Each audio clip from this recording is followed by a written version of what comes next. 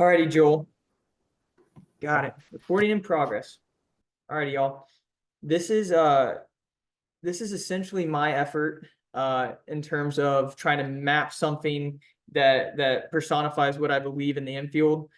This is the Spark Notes version, but I'm gonna give it whatever I got for as much time as I got. So stay with me. I'm known to go off on tangents here, but I'll try to stay online here. So today we're going to talk about understanding your internal clock, understanding what our prep step timing looks like, the impact of the timing of the play versus ball security, and then also first baseman reception. So we're going to go ahead and dive on into this. So time, it's our most valuable asset. It's vital because it impacts our route, our footwork, a lot of times our depth. We talk about the stakes that we play as infielders. We got a green runner. We might cut those stakes down, limit our depth, add some value to having speed at the dish as well. So the goal is to create as much time and space as we can in order to select the correct hop. And once we do that, it's decision time, right? So the pace, launch angle, direction, all of this assists us in our decision making. This is paired with the speed of the runner, and that kind of gives us our internal clock there. My gosh, get out of here, cat. Maddie, can you come get her? Sorry. So that's hilarious. My bad, dude. So the speed of the runner is going to be a big impact on this. And the best players you start to notice are the guys who are able to get the ball to first base in the correct amount of time. They understand when to make those more aggressive moves. And it's really it's a feel thing, right? It comes from repetitions. It comes from getting that environment in game and in practice. And I'm a big fan of the stopwatch, which we'll get into a little bit later. So by the numbers, I'm gonna move this little square. I don't know if you're able to see your square, if I'm able to see it, but I'm gonna move it down here for a second. Yep. Okay. You're good. So average MLB home to first time. All this data is through Baseball Savant, and then I've tracked the others through video. 4.3 seconds. The average opponent home to first time for us this year has been 4.2, 4.42, which is a little bit slower, but again, different level.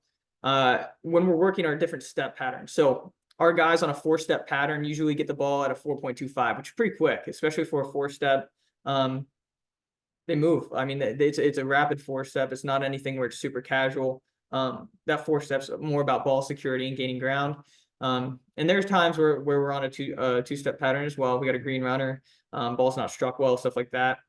We're usually getting the ball there in 3.9, which is quick, which is pretty quick, especially when a lot of those two-step patterns are balls that are weakly hit, and we kind of set up to, are we going to field this on the run? Are we going to set up with this? And at the moment, most of our decisions have been through that two-step pattern.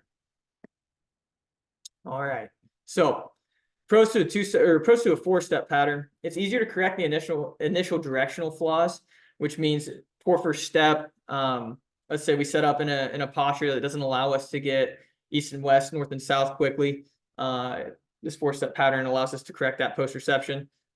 Players tend to gain more ground towards their target, shorter throw, more secure throw, less errors. Players tend to have more time to collect the ball, transfer to a throwing hand, again, less errors. And from a security standpoint, when we can, that 4-step pattern is going to be the way to go. Cons, takes more time. Our post-reception direction is really important, and a lot of players, especially ones who are like uber fluid and they've got that footwork that really kind of shines, they get in a habit of being a little bit loose with their 4-step, changing their angles. Maybe they're taking like a drop step.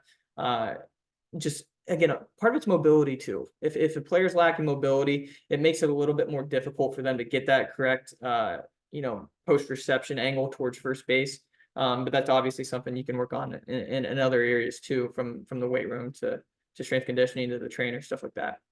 Also, we have players who, especially these guys who love to field it on the run a lot, start to play with their tempo a bit with this 4-step. They'll either slow it down a ton or they'll speed it up too quick. There's got to be some rhythm to this play. It's about the ball security part of the play. And this is where we really can kind of breathe, hopefully. And if that's the case where we're trying to rush things or we're trying to, maybe go too slow, that tempo gets obstructed, and then a lot of that turns into throwing errors. All right, pros to a 2-step pattern. So 2-step patterns, the pros takes less time to make the play. Faster runner, this is a better shot at getting them out. it forces our players to take the correct attack angles too, because we don't really have that room for error here. It's a faster play. We've got to get rid of the ball. And so taking that incorrect angle usually results in that 4-step pattern and thus a slower play to first base. But the 2-step also promotes fluidity and adjustable arm slots, meaning where we're receiving this ball is going to have a big impact on the slot we use. We're noticing on the video below, this is more of a 3/4 slot that we're releasing this ball from. If he's receiving this hop at his waist instead of more towards the ground, this posture is going to come up a little higher for him. What we're trying to do is get to our most natural slot, but oftentimes with this 2-step pattern, we're not able to rise our posture to the point where for this player anyway, he likes to be a little bit more upright. Cons: if the attack angle is poor, then the player is less adjustable through their feed, meaning that posture doesn't allow them to take that other shuffle, that 4-step shuffle, and really correct their posture. And again, if the player struggles with adjusting their posture, they'll naturally raise up, which if you haven't seen that, just take like a middle school player and have them like try a 2-step pattern. First of all, they're going to be digging for the ball. They won't be able to find it. Second of all, their posture is going to look all wonky and their arm's going to fly away from them. That posture will start to get cleaned up as they become a little bit more rhythmic in their footwork and as they're able to receive the ball with a little bit more clarity. Also, the reception and transfer need to be clean because there's less room for error here. We're not taking that extra shuffle to find the ball, right? So this is a play where you see a lot of younger players separate this transfer a little bit lower than their waist. I'm not against it, but what we're seeing is the room for error here is very limited, right? So we have to really find this ball in our mitt quickly. And again, because of all of this play tends to be less secure. So we also throw on the run. This is another pattern we use. And as we get into this, I'll kind of show you how we track this. But what we want to do when we're throwing on the run, ideally is we want to match our attack angle to the ball with the direction it's coming at us. For example, if we watch this take here, our shortstop's not trying to create momentum towards first. He's trying to pick this along the route that the ball's coming. First of all, it's faster to get to the ball that way. Second of all, it allows us to create a proper angle from our slot. We're throwing from 3 o'clock here, right? So if we're going to try to bend this to first base, it's going to feel really awkward to throw from 3 o'clock running kind of straight at our target. It's just more of an awkward throw. And also, we can be really aggressive with our glove here. It's a little bit more forgiving as opposed to trying to cut across the field. As the angles kind of intersect like that, there's less room for error. But again, we can't always create this environment, right? There are going to be times where we have to track middle of the field and intersect the ball at a non-ideal position to make the play. But these are the circumstances that we want to create when we're throwing on the run. So how do we collect our data? This is something that I stole from Tyler Packenick and Casey Denko.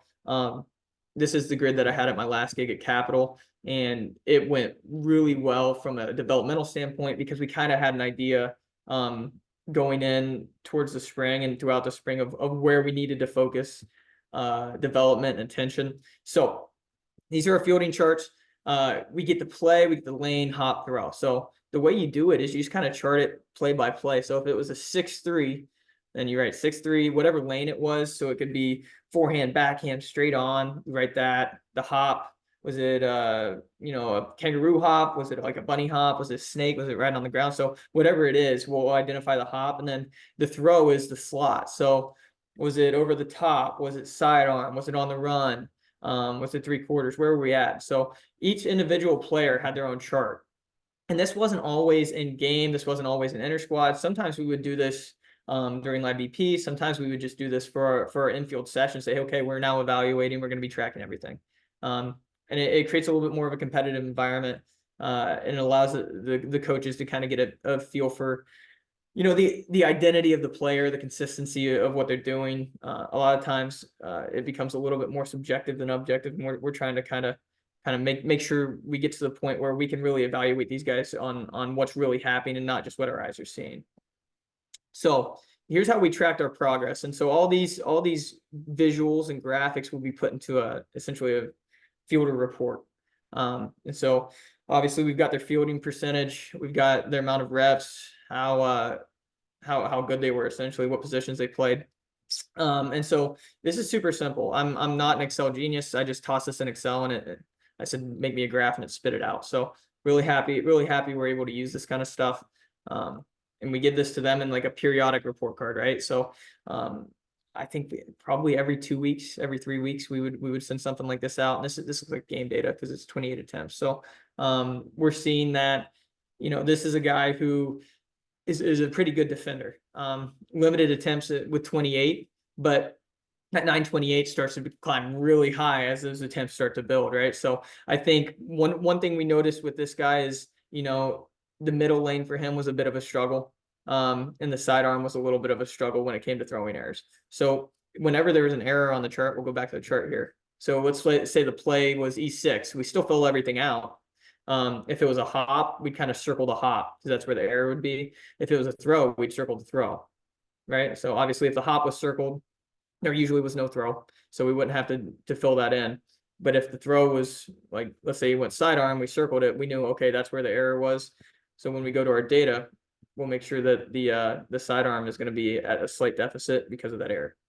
And so it's essentially you just count the number of plays and how they made it, and there you go. And our players like that too because they're big visual guys, and it was one of those things where they can kind of say, okay, now when I'm in my off time, I can kind of practice that. So how do we address the actual teaching of the skills and kind of get into how we best teach our guys? So this might have been overkill. I was a big fan of it. We went into essentially a Myers-Briggs right off the rip, figured out their learning styles, personality styles, what kind of made these guys tick in theory. Obviously things could change as you start to know the kid. You start to say, oh, that makes him tick more than what I thought here. So definitely a fluid type deal. Notice how I have visual, auditory, kinesthetic, and then I got visual and kinesthetic as well together there. So I'm not identifying these players solely on how they learn, right? This is just the type that it in my head was most dominant, right? So for example, we've got a guy, great kid, maybe doesn't speak the best English, right? A lot of those players tend to be more visual. In that space, it always helps a little bit more to kind of give a demo or give a visual, maybe a video delay type situation for the kid where he can check his movements and make sure he's doing it right. And maybe you start to see like, oh, as he's starting to pick up his English, he's like talking himself through a movement. Like maybe he's taking his lead and he's going, okay, right, left, right, shuffle, settle. Okay, so now you start to click like, oh, this guy might be auditory. So now it turns into like a step-by-step teaching process. So identifying the dominant learning styles to me was pretty helpful. It allowed me to kind of click with the players sooner. And I think also this exercise was just as much for them as it was for me. And then kind of a byproduct of this was like they started to notice a little bit more of that care level, and they started to really identify like, oh, this guy is serious when he talks about trying to get to know us and kind of find the best way to teach us. So that's always important, and I think there's some buy-in that can be generated there as well. So we report all of this and we keep track of it as we go. If a guy's like, hey, he's starting to click with this kind of thing, we'll circle that and use that every now and then as well. So 4-step pattern, how we're teaching it. I like to teach different things in different ways, right? I mean, you have to be able to teach this not just with these things. These are like the Spark Notes version of what we're doing here. But instructional cues for visual dominant learners. Video demo is great. In-person demo is great. My advice would be have them watch it several times and cue them to find the details, right? It's one of those things where the details are so vital when it comes to some of these advanced movements that video demos can sometimes get kind of fast.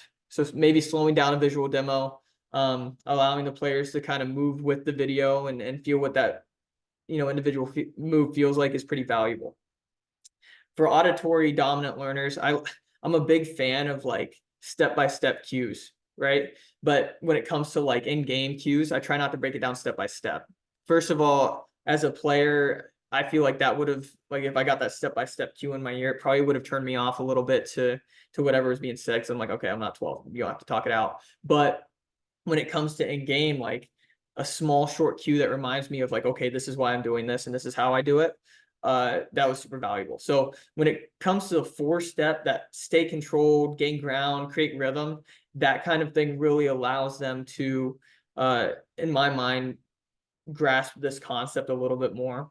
Kinesthetic learners are tricky. These are guys that I've had a ton of fun with because you can get pretty creative with movement patterns and kind of developing their instincts here. But band shuffles are great. Band shuffles are great for this.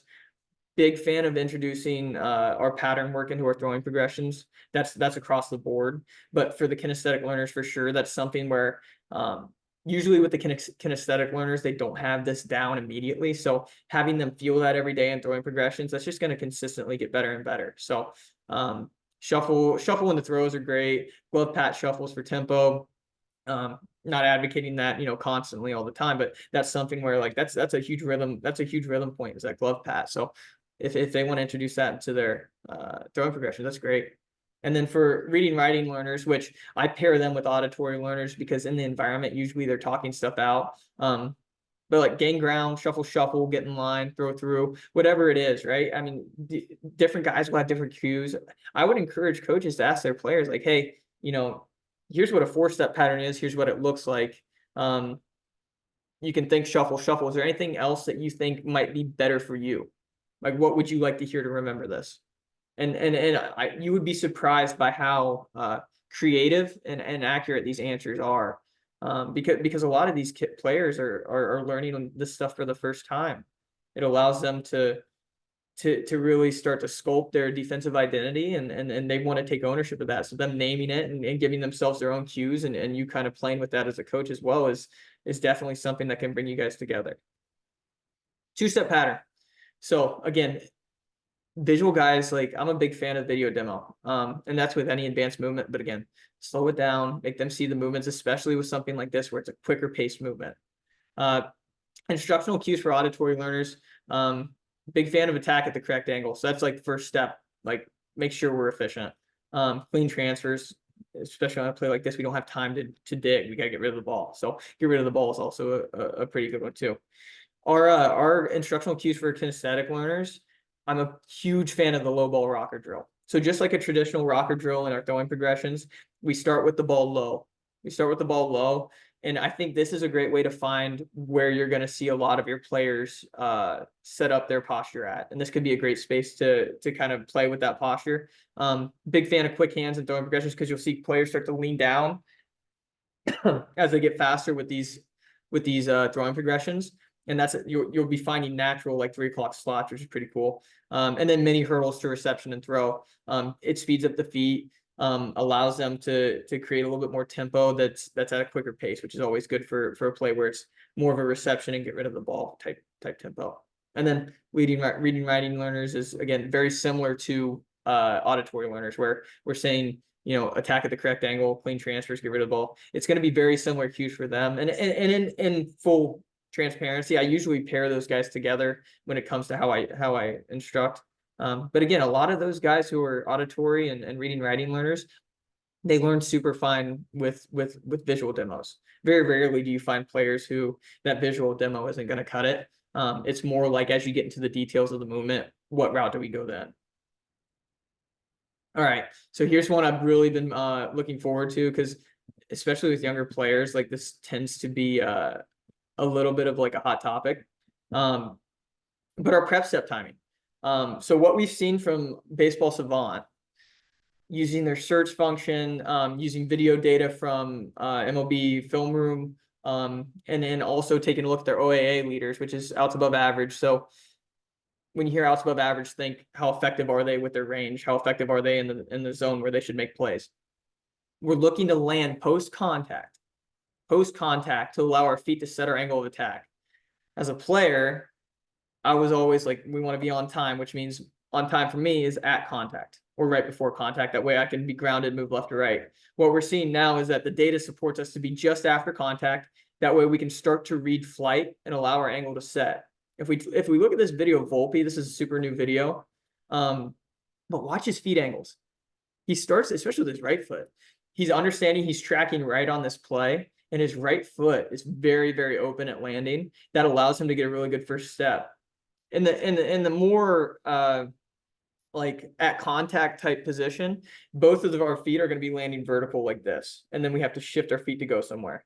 Anymore, once we're noticing that as we see that flight, we don't want to have to take that reset step. This is going to speed us up with our first step. If we're able to see that flight and be landing with our feet preset, we start to expand our range. So if you look at range leaders, Jimenez with the Guardians, Swanson with the Cubs, you see these guys landing and gathering themselves post contact. And initially, like, oh, he was late. No, he was on time. He just had a different on time than what most people are thinking of. So I think this is going to be the way most people are kind of pushing towards. And even from the base running side, because that's one of my passions as well. That secondary move for us is probably going to be a little bit later as well. Like, we're trying to be able to preset our feet angle and see ball flight before we make a reaction. So first base receptions. This is something that I'm a big fan of, and I wish we had more data on it. I wish I could tell you how I would track this data, but I think with what we've got now, we should have an idea of where we're at. But this is essentially a grid of our 2023 World Series first baseman receptions. So out of 87 total attempts, this is roughly where these balls are tracking in. Full disclosure, this is not like I wrote a program and said, okay, this is where these balls are going. This is like I tried to find consistent camera angles and then chart where the balls missed and where they went. But to be fair, this is pretty accurate data. What we're seeing is more of our balls being thrown are along the midline of the receiver, which is good because that's where we're aiming. But you start to notice championship teams miss less to the edges. And there's a reason for that. The reason we miss along the midline, which means high or low, it gives the receiver more options, especially ball in the dirt low. There's no rule that says the first baseman has to stretch straight to the ball. If he needs to create a better angle to make that pick, he can do that. He can open his stance up and pick a ball that's straight on down the middle of his body. If he goes to the left side or the right side of the bag and he has to stretch to make that pick, he's very limited on the angles he can attack at. Same with higher throws, right? He can stretch higher straight up as opposed to left and right. And then also from a tempo standpoint, it allows him to be a little bit more adjustable. And I think one thing that we start to forget a little bit about first baseman, especially at levels where we're trying to maximize range, right, is that stake needs to allow them to be able to get to the bag quickly while also covering as much ground as possible. And I think in my mind, that's probably like 8 steps back, 6 steps over if we're going straight up on a lefty. But if we're going straight up on a righty, it'll be like 2 steps over, 2 steps in. That way we're able to kind of get back to the bag, creates kind of like an umbrella shape if you took a line to both. But the reason being is we need them to be defenders first, right? But being able to get to the bag in a position and in time to where they can create rhythm and not just have to find the bag and react to a throw really quick. That's going to save a whole lot of defensive errors. Like, you look at players with great fielding percentages, almost always they have a first baseman that can really pick it. And that can allow themselves to keep rhythm with a play. I mean, that's vital. That's huge. And I think from my standpoint as an infield guy, like, the value in receiving a ball at first base is just as high as a guy being able to throw it correctly over there. Like, the error is going to happen at some point. Is he going to be able to save it, or is the guy going to be off tempo? Is he going to be in poor position? Is he balanced when he goes to make his stride? Is he trying to peak everything, or is he staying balanced and really securing the play? So one of those things where I think moving forward we'll see more data on that. But it's something that definitely impacts the outcome of the game defensively. I wanted to shout out a couple people before we end this too. Tyler Packnick, Casey Demko. I stole a bunch of their grid work. And I mean, they're just great baseball minds. If you guys have the chance, follow them on their socials. Teddy Regan, he's the time and space guy. He does a lot. He's our infield guy over at Eckerd, and he does a great job with the players. He's over in the ECBL in the off season, does a great job up there. So big fan of him. Ryan Henney, our strength and conditioning coordinator at Capital, helped a ton with the pitchers. He's just an all around awesome human. Scott Manahan, former head coach at Capital, current head coach at Capital, former head coach of mine while I coached, and just incredible human being. Steve Denneman, my junior college head coach, now at Northern Kentucky, definitely laid the groundwork for where I'm at now.